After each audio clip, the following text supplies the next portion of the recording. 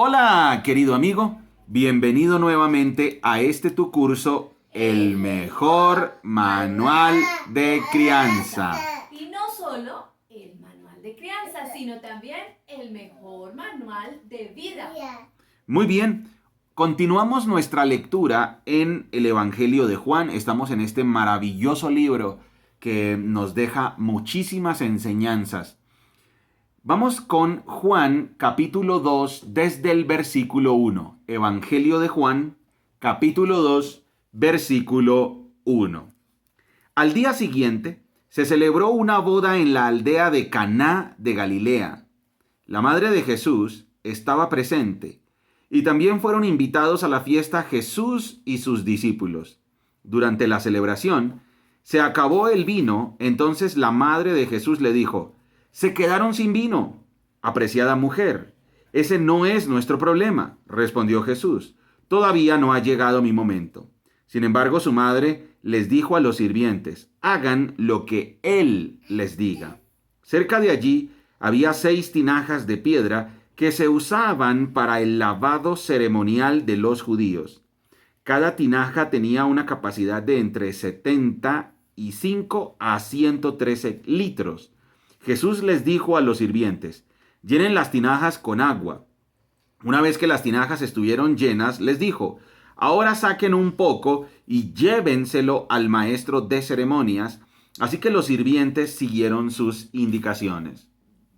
Cuando el maestro de ceremonias probó el agua, que ahora era vino, sin saber de dónde provenía, aunque por supuesto los sirvientes sí lo sabían, mandó a llamar al novio.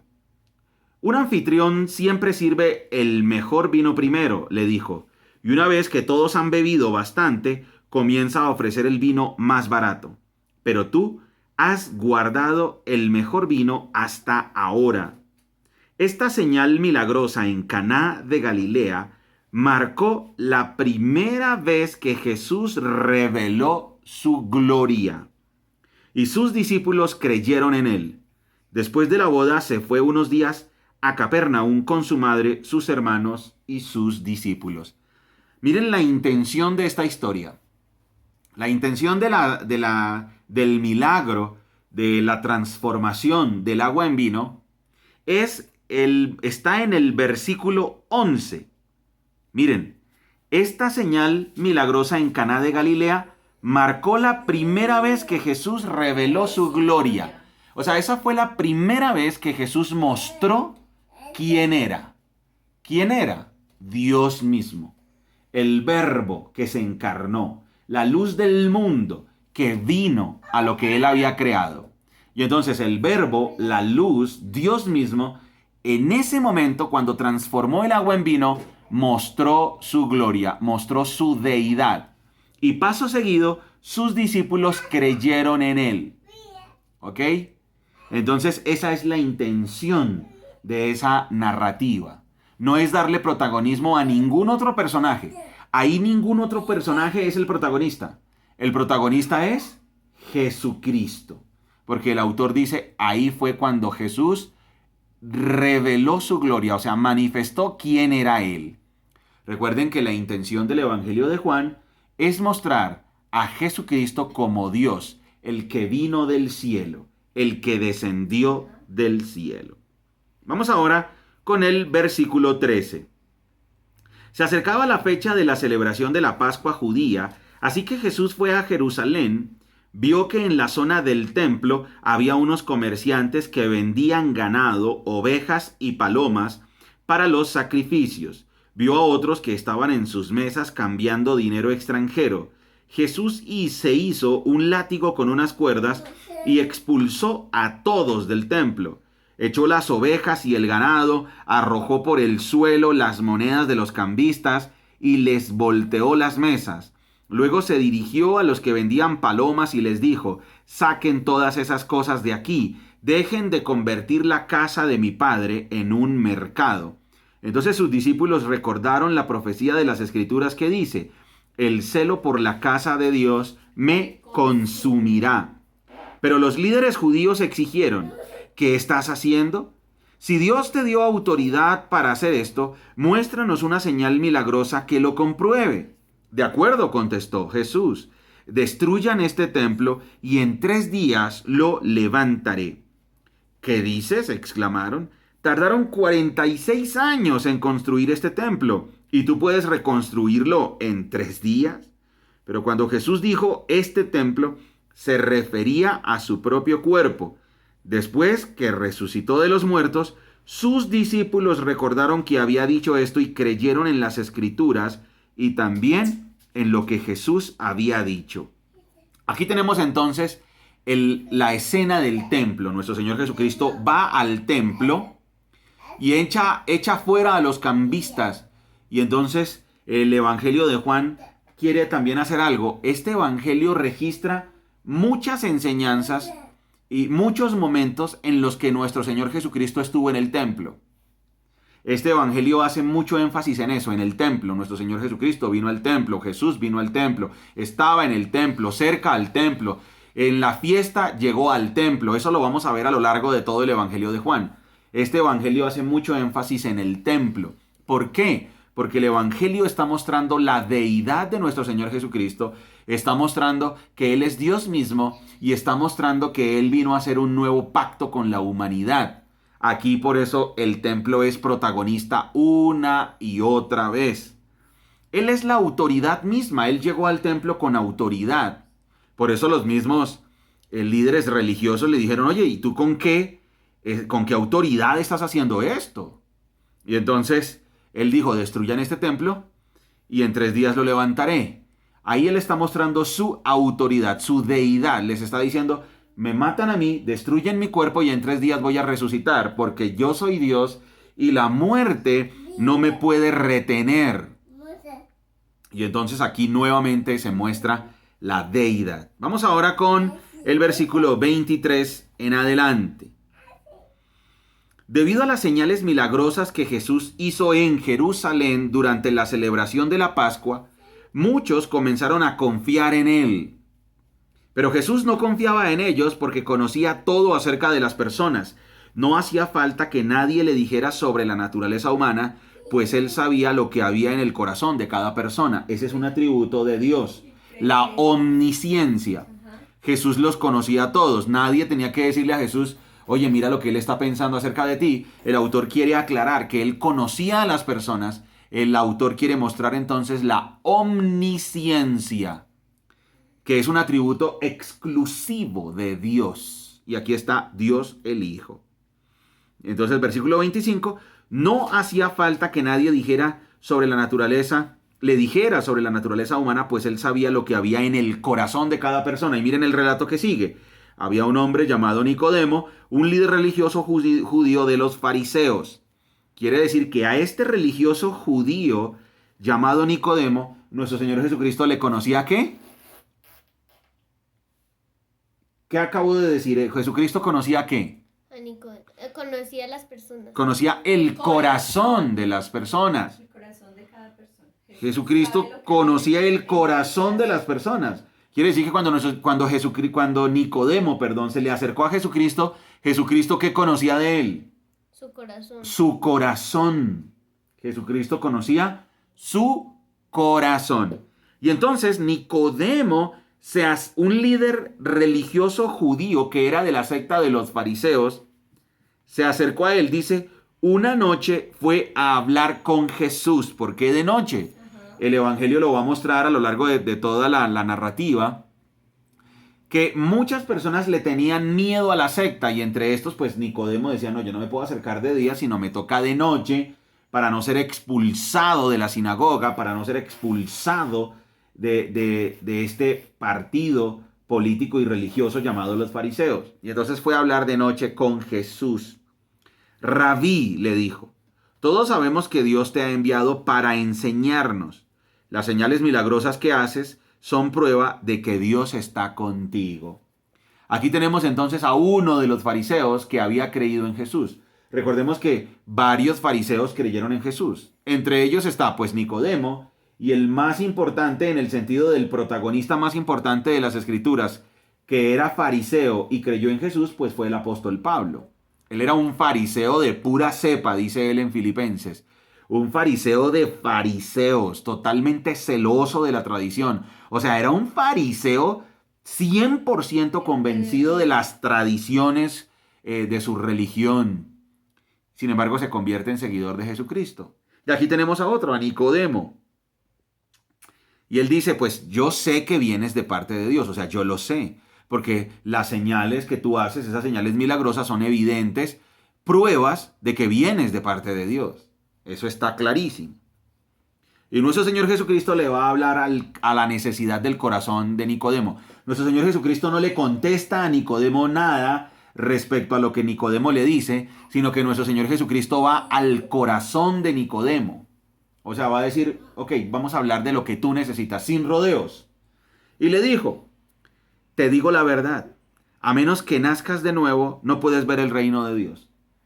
O sea, nuestro Señor Jesucristo de una vez fue al real problema de Nicodemo.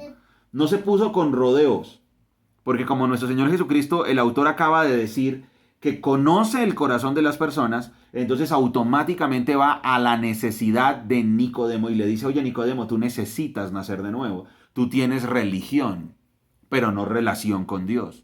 Tú tienes tradición, pero no una relación con Dios de padre a hijo. Tú conoces la religión, tú tienes un severo trato del cuerpo, tú tienes religión, pero no tienes una relación personal con Dios. La prueba está en que le dijo, te digo la verdad. Esto que te voy a decir es verdad, le dijo. A menos que nazcas de nuevo, no puedes ver el reino de Dios. O sea, tú quieres ver el gobierno de Dios en tu vida, Nicodemo. Tú quieres tener una relación real con Dios, tú quieres tener una relación de señorío con Dios, necesitas nacer de nuevo. ¿Qué quieres decir?, exclamó Nicodemo. ¿Cómo puede un hombre mayor volver al vientre de su madre y nacer de nuevo? Un concepto que Nicodemo no entendía porque la religión no entiende el concepto del nuevo nacimiento. La religión no entiende qué es eso, nacer de nuevo. La religión de lo que se trata es de simplemente portarse bien para agradar a la deidad, llenarse de tradiciones y de esfuerzos humanos para agradar a Dios en las propias fuerzas, lleno de normas, y así ganarse la aprobación de Dios. Pero el cristianismo, Jesucristo es otra cosa. Jesucristo dice, se trata de un milagro, se trata del nuevo nacimiento. Jesús le contestó, te digo la verdad, nadie puede entrar en el reino de Dios si no nace de agua y del Espíritu. El ser humano solo puede reproducir la vida humana, pero la vida espiritual nace del Espíritu Santo. Así que no te sorprendas cuando te digo, tienen que nacer de nuevo. El viento sopla hacia donde quiere, de la misma manera que oyes el viento, pero no sabes de dónde viene ni a dónde va. Tampoco puedes explicar cómo las personas nacen del Espíritu. Entonces le dijo, oye Nicodemo, este no es un asunto religioso. Esto no es un asunto de conocimiento humano. Este es un asunto de un milagro hecho por Dios. Este es un asunto de un milagro hecho por Dios. O sea, esto no se puede explicar en términos humanos. El nuevo nacimiento no es de origen humano. El nuevo nacimiento no es un asunto de obedecer unas reglas religiosas y ya, nacer de nuevo. No, el nuevo nacimiento es un milagro realizado directamente por Dios. No es algo producido por los humanos, no es algo producido por la religión fabricada por el hombre. Es un milagro realizado por Dios, es un milagro de parte de Dios. Y Nicodemo pregunta, ¿cómo es posible todo esto? Jesús le contestó, tú eres un respetado maestro judío y aún no entiendes estas cosas. Te aseguro que les contamos lo que sabemos y hemos visto y ustedes todavía se niegan a creer nuestro testimonio. Ahora bien, si no me creen cuando les hablo de cosas terrenales, ¿cómo creerán si les hablo de las cosas celestiales? O sea, nuestro Señor le está tratando de explicar el nuevo nacimiento de una manera que para él sea comprensible, pero Nicodemo no lo entiende y dice, oye, si te estoy explicando cosas terrenales, cosas que se supone que la ley, tú que has estudiado la ley ya te debió enseñar, porque la esencia de la ley es eso, ¿cómo me podrás entender si te hablo de las cosas que escuché directamente de mi padre? O sea, ¿cómo me vas a entender a mí si yo te hablo de las cosas que yo sé de dónde vengo? O sea, yo soy Dios, Dios mismo, o sea que no te puedo hablar de cosas divinas, porque no entiendes el ABC. Y dice, nadie jamás fue al cielo y regresó, pero el Hijo del Hombre bajó del cielo. Este es otro concepto que Juan nos va a hablar constantemente en este evangelio. Y es que Jesús es el que bajó del cielo, su naturaleza divina. Dice, nadie jamás fue al cielo y regresó, pero el Hijo del Hombre bajó del cielo. Y así como Moisés levantó a la serpiente de bronce en un poste en el desierto, así deberá ser levantado el Hijo del Hombre para que todo el que crea en él tenga vida eterna. Otro concepto que hay aquí en Juan es eso. Crees en el Hijo del Hombre, crees en el Hijo de Dios, tienes vida eterna. Jesucristo es el Hijo del Hombre que vino de parte de Dios. Ahora, este título, el Hijo del Hombre, es porque eso fue lo que profetizó el profeta Daniel allá en su libro en el capítulo 7. Dijo el Hijo del Hombre. Vi a alguien como un hijo de hombre que se acercaba al trono del anciano de días, o sea, Dios. Y a este Hijo del Hombre se le dio reinado sobre todo. Pues ese es Cristo. Él está diciendo, el Hijo del Hombre soy yo, el que bajó del cielo. Y ahora viene un versículo importantísimo en las Escrituras. Dice así, María Paz. Pues Dios amó tanto al mundo que dio a su único Hijo para que todo el que crea en él no se pierda, sino que tenga vida eterna. Vuelva a leerlo, Dani. Juan 3:16. Juan 3:16. Sí. Lee, por favor. Juan 3:16. Pues Dios amó tanto al mundo que dio a su único Hijo para que todo el que cree en él no se pierda, sino que tenga vida eterna. Así es. Pues Dios amó tanto al mundo. ¿A quién le está hablando aquí nuestro Señor Jesucristo? A Nicodemo. Y le está diciendo, oye Nicodemo, este es un asunto de confiar. Este es un asunto de amor. Y dice, pues Dios amó tanto al mundo. Le está diciendo a Nicodemo, mira Nicodemo, esto para que lo comprendas te lo voy a explicar así. Dios amó tanto al mundo que me envió a mí, que soy su único Hijo, para que todo aquel que cree en mí no se pierda, sino que tenga vida eterna. Nicodemo, crees en mí y tendrás vida eterna, le está diciendo nuestro Señor Jesucristo. Porque esta charla se está dando entre Jesús y Nicodemo. O sea que Jesús le dice a Nicodemo, lo repito, oye Nicodemo, Dios te amó tanto y amó tanto al mundo, porque esto se trata de amor, que me envió a mí, que soy su único Hijo. Y si tú crees en mí, entonces vas a tener vida eterna. Así es que vas a nacer de nuevo. Dios no envió a su Hijo al mundo para condenar al mundo, sino para salvarlo por medio de él. Recordemos, la diferencia entre Cristo y la religión, ¿cuál es, Dani? Vamos a ver si lo recuerdas. ¿Cuál es la diferencia entre Cristo y la religión? Que en la religión hay que ganarse el cielo y en Cristo es la vida eterna, el cielo es un regalo. Correcto. Y por eso dice el versículo 17, 3:17, Dios no envió a su Hijo al mundo para condenar al mundo, sino para salvarlo por medio de él. O sea, ¿qué hay que hacer para ir al cielo, Dani? Creer en Cristo, aceptar el regalo. Creer en Cristo, aceptar el regalo. ¿Y eso qué implica? Arrepentirse. Correcto, arrepentirse. Versículo 18, no hay condenación para todo el que cree en él, pero todo el que no cree en él ya ha sido condenado por no haber creído en el único Hijo de Dios. Dani, por favor, vuelve a leer el versículo 18. Este versículo es clave que lo entendamos. No hay Juan condenación. 3:18. No hay condenación. Dani, acércate un poquito más para que te escuchemos. No hay condenación para todo el que cree en él.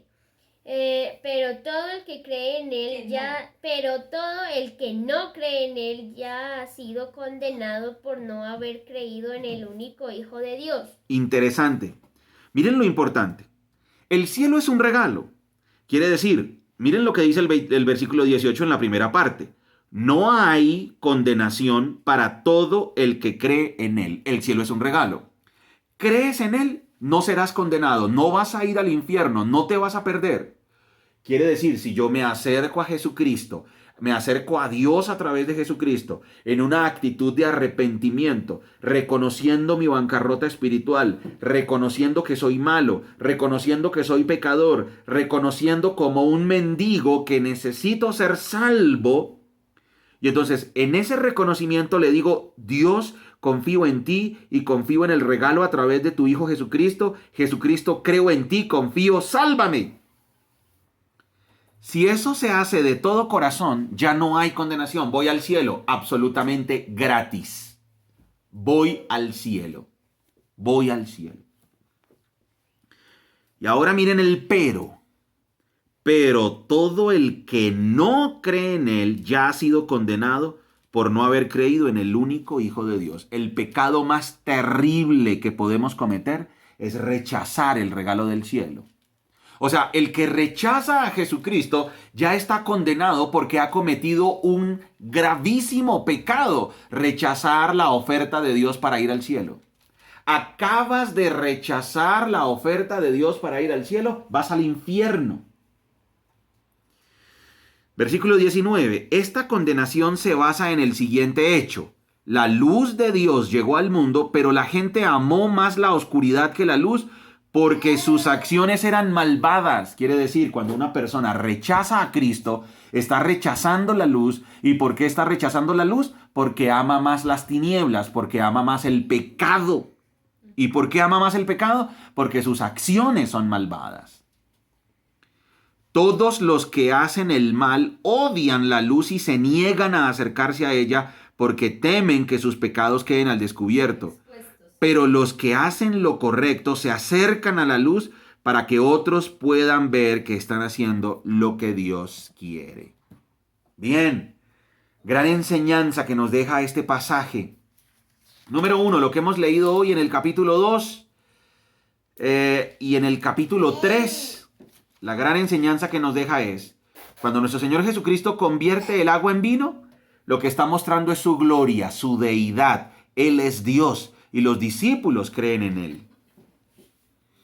Después nuestro Señor Jesucristo entra al templo y saca a los que están haciendo negocios en el templo, porque están convirtiendo la religión, están convirtiendo el templo, están convirtiendo el amor a Dios, la devoción a Dios, lo están convirtiendo en un negocio. Eso ha sido siempre. Siempre ha sido así. Siempre los falsos maestros, siempre la falsa religión convierte la religión en un negocio. Y eso es lo que estaban haciendo aquí. Por eso nuestro Señor Jesucristo lo sacó. Y nuestro Señor Jesucristo, ya lo vimos en los otros evangelios, que dice: han convertido la casa de mi Padre en un mercado, en un negocio. Y aquí nuestro Señor Jesucristo está mostrando su autoridad como Dios. Y después vimos la escena de Nicodemo. Nuestro Señor Jesucristo habla con Nicodemo. Y aquí, cuando habla con Nicodemo, le está diciendo: el asunto es nacer de nuevo. ¿Y cómo se nace de nuevo? Confiando en mí, que soy el Hijo de Dios, dice nuestro Señor Jesucristo. Nacemos de nuevo confiando en Jesucristo. Nacemos de nuevo arrepintiéndonos de nuestros pecados, pero este no es un asunto humano. Este es un asunto que viene de parte de Dios. Nacemos de nuevo porque es un nacimiento espiritual que viene de parte de Dios. Y ahí encontramos el magnífico versículo: pues Dios amó tanto al mundo que dio a su único Hijo para que todo aquel que en Él crea no se pierda, sino que tenga vida eterna. Le está diciendo: oye, Nicodemo, Dios te amó tanto a ti y amó tanto al mundo que me envió a mí, que soy su único Hijo, porque si tú crees en mí, tendrás vida eterna, no serás condenado.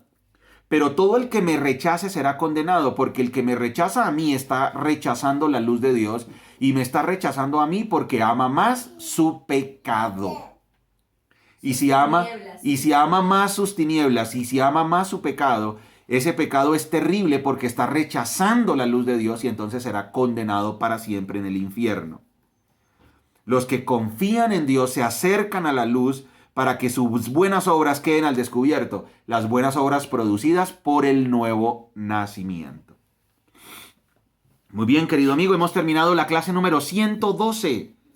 Estamos en una serie titulada Él es Dios, porque estamos estudiando el Evangelio de Juan. Muy bien, recuerda que somos Margie y Daniel, familias saludables, familias que se enfocan en lo importante. ¡Chao! ¡Chao! Recuerda repasar estas notas. Recuerda una y otra vez practicar lo que estamos aprendiendo, sobre todo este pasaje desde Juan capítulo 3 versículo 1 hasta el versículo 21, es un pasaje que vale la pena leer y releer una y otra vez para comprender que Dios nos amó tanto, que envió a su único Hijo para que todos los que creemos en Él no nos perdamos, sino que tengamos vida eterna. Pero hay un pecado terrible y ese pecado es rechazar a Cristo porque se rechaza la luz. ¡Chao! ¡Chao!